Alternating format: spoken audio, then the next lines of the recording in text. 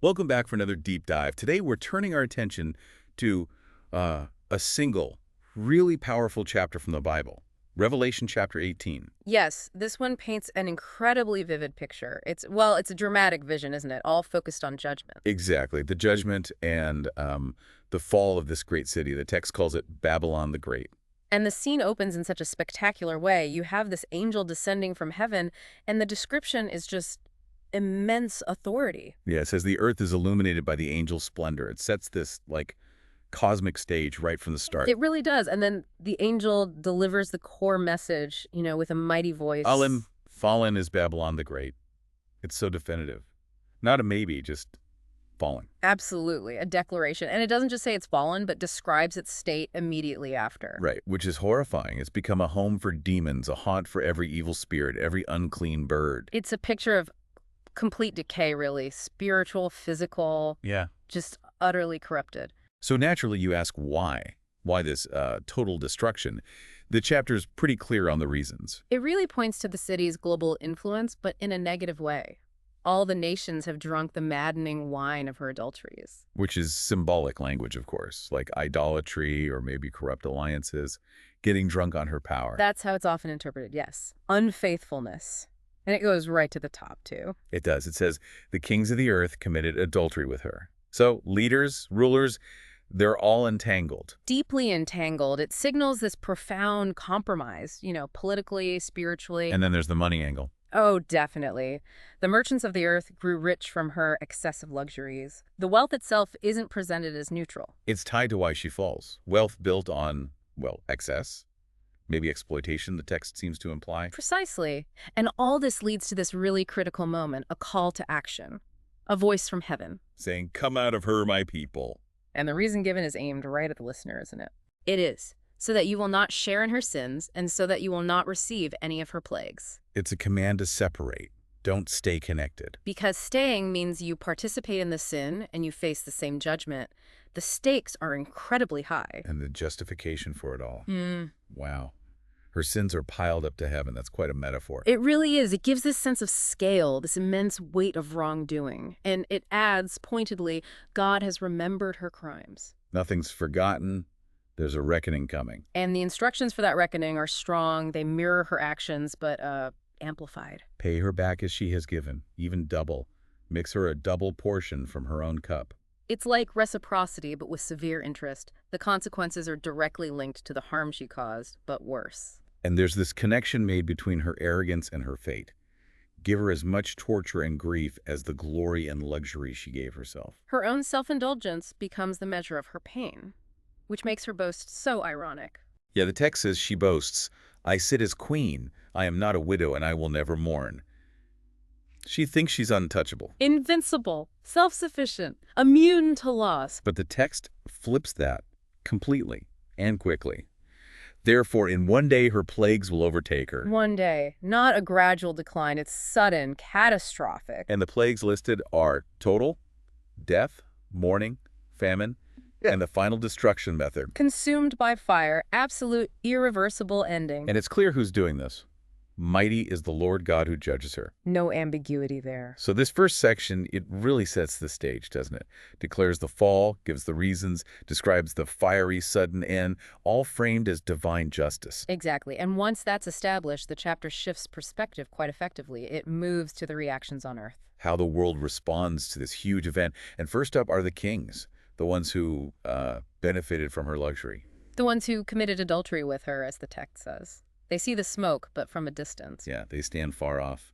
They weep and mourn, but they're terrified. Their cries revealing, "Woe! Woe, great city! In 1 hour your doom has come."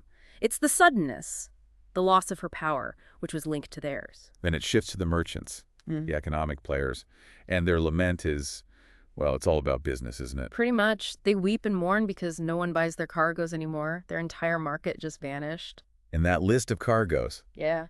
it's incredibly detailed. It really emphasizes the scale of her luxury and trade. It does. Gold, silver, precious stones, pearls, fine linens, purple, silk, scarlet cloth. Exotic woods, ivory, expensive metals, marble. Spices, incense, perfumes, wine, oil, fine flour, wheat, livestock. Horses, carriages, and then That chilling final item. And bodies and souls of men. That lands hard. It totally reframes the whole list, doesn't it? It's not just commerce. It's commerce built on dehumanizing people, treating humans like cargo. It puts a very sharp edge on the nature of the city's wealth. It suggests deep exploitation. And the merchant's lament confirms their focus. The fruit you long for is gone. All your riches and splendor have vanished, never to be recovered. Their source of wealth is just gone, instantly.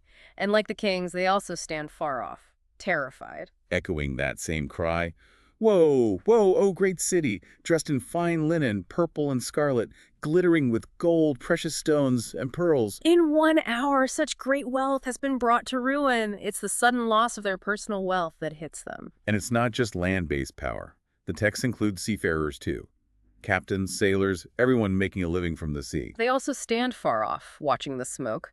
And their reaction highlights her uniqueness, her economic dominance. Was there ever a city like this great city? That says it all, really. And their grief is visceral, throwing dust on their heads, weeping. Their lament connects directly to their own prosperity. Whoa, whoa, oh great city, where all who had ships on the sea became rich through her wealth.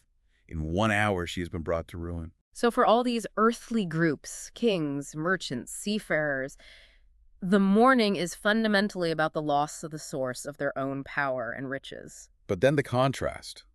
While earth is weeping and mourning, Heaven rejoices. The call goes out. Rejoice over her, O heaven. Rejoice, saints and apostles and prophets. a completely different perspective. Why the rejoicing? The text is explicit. God has judged her for the way she treated you. It's seen as justice, vindication for past suffering and oppression. This judgment is their deliverance, in a way. Exactly. And the chapter then moves to this final, powerful symbolic act. The angel with the millstone. That's such a strong image. A mighty angel picking up a boulder the size of a large millstone and hurling it into the sea. Symbolizing. Complete, violent, irreversible destruction. The accompanying declaration confirms it. With such violence, the great city of Babylon will be thrown down, never to be found again. Never found again. Wow, and the text just keeps hammering that point home, describing the absolute silence and emptiness that follows. It lists everything that stops. The music vanishes, harpists, musicians, flute players, trumpeters, gone. Industry ceases. No workman of any trade. The sound of the millstone itself, a basic sound of life and production, silenced. Even the basics of community life. No lamplight shining. No voice of bridegroom or bride. Just utter desolation. A void where this vibrant, maybe overly vibrant city used to be. And the text gives these final summarizing reasons for this total judgment. It mentions the merchants again. Your merchants were the world's great men, acknowledging their power, their global reach derived from her. But then the crucial charge about influence. By your magic spell, all the nations were led astray. That magic spell. It could be economic allure, right? Or spiritual deception, the power of her ideology. It encompasses that sense of a corrupting, deceptive influence, drawing people away from truth and into her system, her idolatry. And the final, heaviest charge. In her was found the blood of prophets and of the saints and of all who have been killed on the earth. That is incredibly broad and serious. It connects this entity, this Babylon, to essentially all persecution and innocent suffering. It suggests this symbolic city or system represents the culmination of opposition to God, to justice, and to those who follow God's way throughout history. So wrapping up chapter 18, it's an intense portrayal, isn't it? Divine judgment against this entity that's depicted as powerful, wealthy, deceptive, and oppressive. Absolutely. And the emphasis is on the swiftness, the totality of the destruction, and that stark contrast between the mourning on earth by those who benefited and the rejoicing in heaven. It's a powerful symbol of accountability, suggesting that systems built on exploitation, deception, and materialism ultimately face an irreversible fall. A very sobering picture. Definitely. So, considering this vivid description, Babylon's immense wealth, its global influence, its deceptive magic, and then its sudden total destruction, what does this text prompt you, the listener, to think about the nature of power, wealth, and judgment in the world you observe today?